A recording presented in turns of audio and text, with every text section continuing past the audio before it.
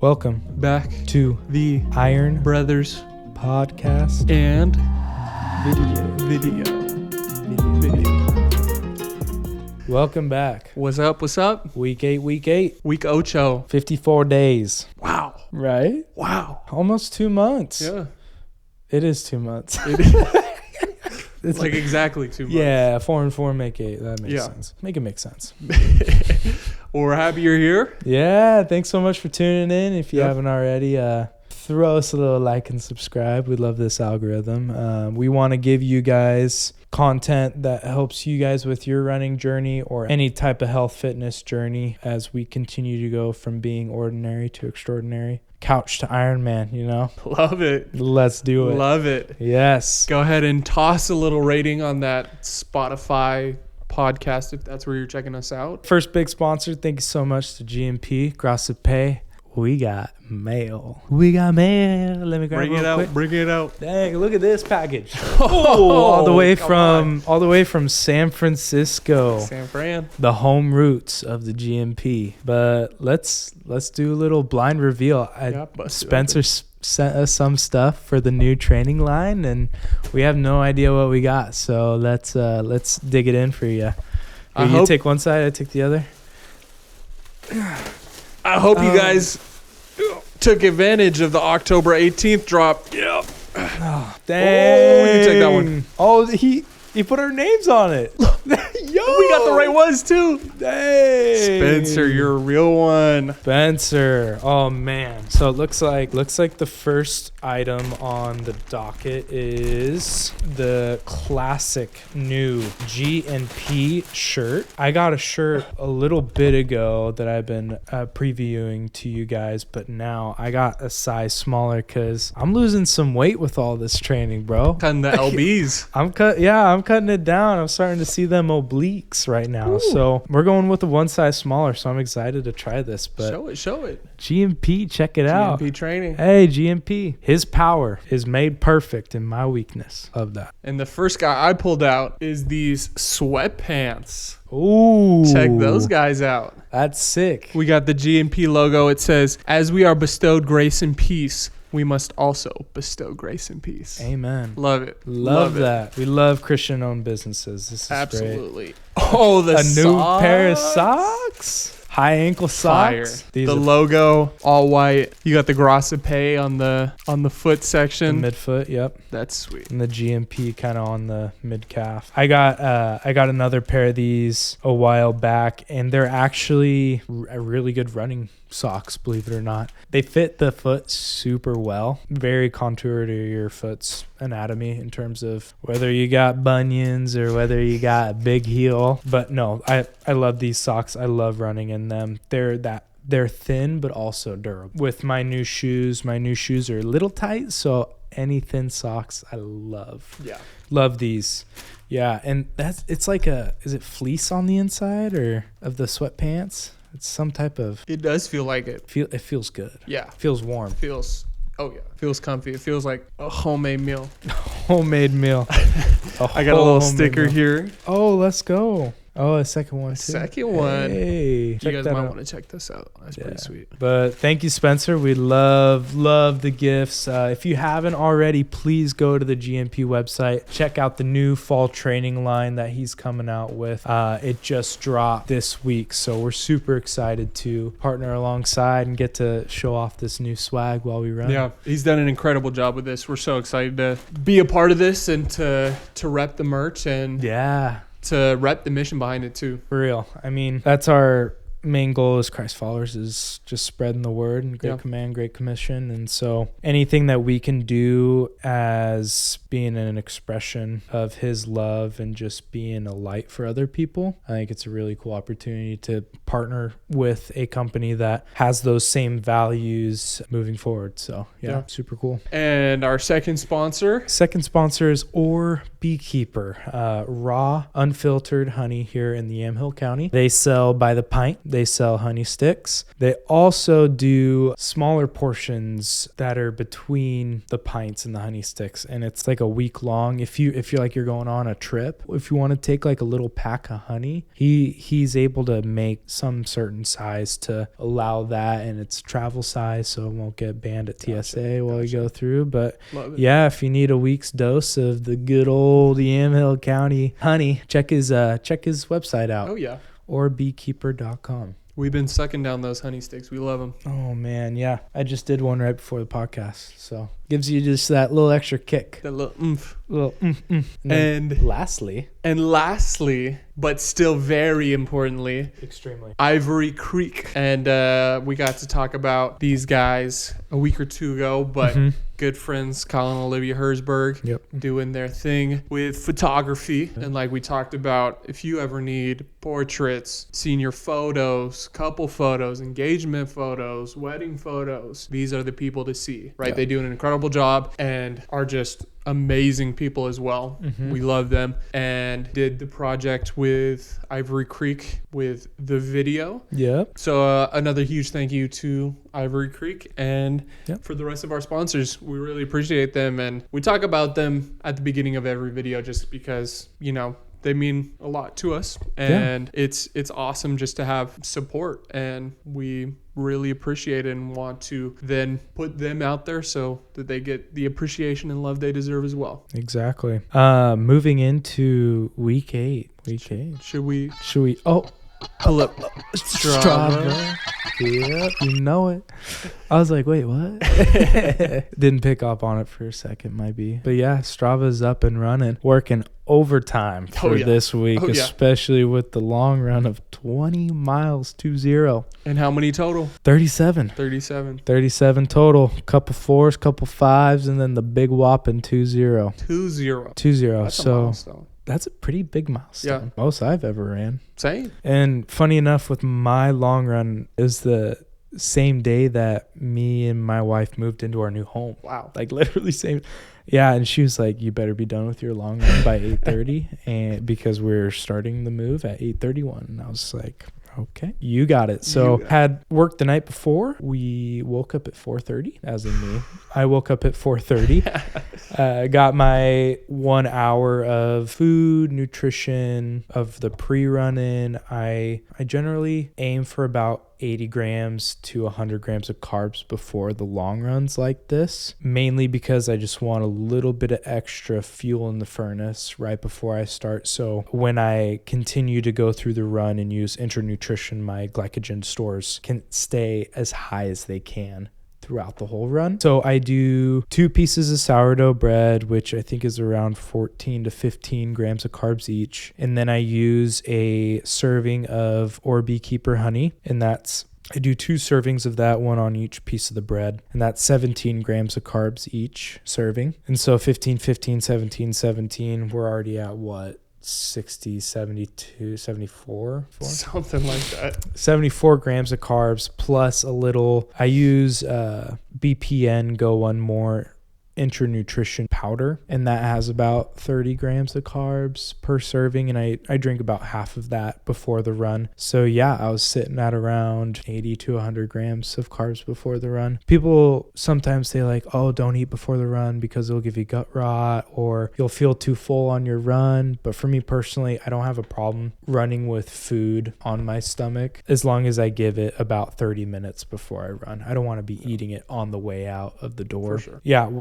Woke up 4:30, ate all that, did my pre-run kind of routine with stretching. I have a lot of problems with my hips and my knees right now, so I do some hip mobility. I do some backward walking on the treadmill that I have at the house just to kind of warm up the knees, get the blood flowing through there. And then I started on the long run in pitch black dark, and it was a little scary, just being super quiet, especially in the back roads where I lived previously before where I live now. And so, yeah, got that done in 2 hours, 59 minutes. There you go. It was a little bit past, you'll see on my Strava, it was a little bit past 8:30 is when I finished. Sorry, Caitlin. Please forgive me. But yeah, overall, it was good. A funny story though. I don't think I've ever told you about this though while I was doing my 20 miler, but during my 20 miles, I was running around Newburgh, just doing a random route. I run by the new house that we're moving into the same day as the long run. And Caitlin drives by and she went to Starbucks and she was like, Jacob, you gotta try this new pumpkin. You did tell me about this. You need to try this pumpkin latte. And I was like, I'm in the middle of my run. She's like, pause your run, just try a little bit of this.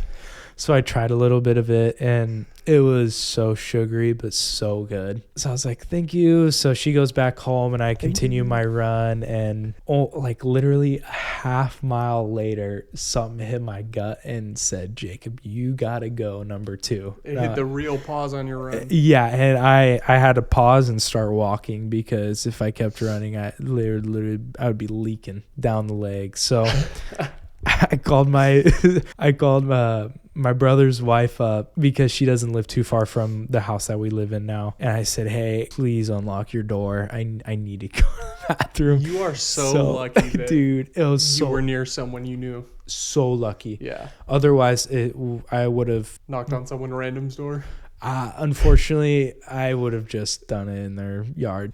But yeah, had to stop at their place, being only half a mile away from where I live now, and did the deed for a quick 5 minutes, and then continued. And I think I only had 5 miles after that, so just grinded that out back to the old home, and yeah, finished my 20 miler. It was a little eventful. Got to see Caitlin. Also got to see my brother's toilet. But I mean, that's what happens sometimes. And honestly, it was probably because I was using fruit snacks and dipsticks as my intra-run nutrition because we ran out of the goose. Yeah. So yeah, I think my stomach wasn't used to that, as well as the pumpkin spice latte. That also probably just wrecked me right on the spot. Yeah. So yeah, that was my run. So that's a good thing to be aware of. If you're doing really long runs, you really got to be mindful of what you're putting in your body. Yeah. Because it will come out. It will. Yeah. It will come out. What goes in must come out. And luckily on our marathon route that we have, there's a couple porta potties that are kind of spaced smart. Out. Yeah. So smart thinking. Yeah.